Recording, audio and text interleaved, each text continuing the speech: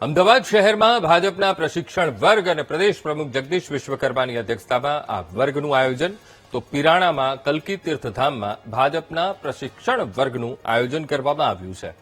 ભાજપના કાર્યકરોને પ્રશિક્ષણ અને માર્ગદર્શન આપવામાં આવ્યું. સંગઠનને વધુ મજબૂત બનાવવા માટે કાર્યકરોને માર્ગદર્શન આપવામાં આવ્યું.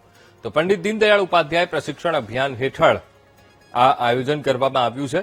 તો ભાજપની પંડિત દીનદયાળ પ્રશિક્ષણ યોજના ચાલે છે. સાથે પણ કહ્યું કે શહેરના 48 મંડળમાં આજથી 3 દિવસ સુધી વર્ગો યોજાશે. તો અલગ અલગ વિષય પર અને ક્ષેત્ર પર કાર્યકરોને પ્રશિક્ષણ આપવામાં આવશે. તો બૂથ લેવલથી લઈને રાષ્ટ્રીય સ્તર સુધી કાર્યપદ્ધતિનું પ્રશિક્ષણ રહેશે.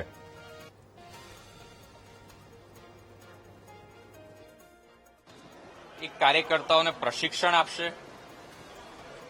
આ જ યોજનાના ભાગરૂપે આજે માનનીય પ્રદેશ અધ્યક્ષ શ્રી કર્ણાવતી મહાનગરના પ્રશિક્ષણ વર્ગના સત્ર 3માં માર્ગદર્શન આપવા વિશેષ રૂપથી ઉપસ્થિત રહ્યા હતા, જેમણે કાર્યકર્તાઓનો વિકાસ અને દાયિત્વ સંભાળ આ વિષય ઉપર કાર્યકર્તાઓને માર્ગદર્શિત કર્યા છે.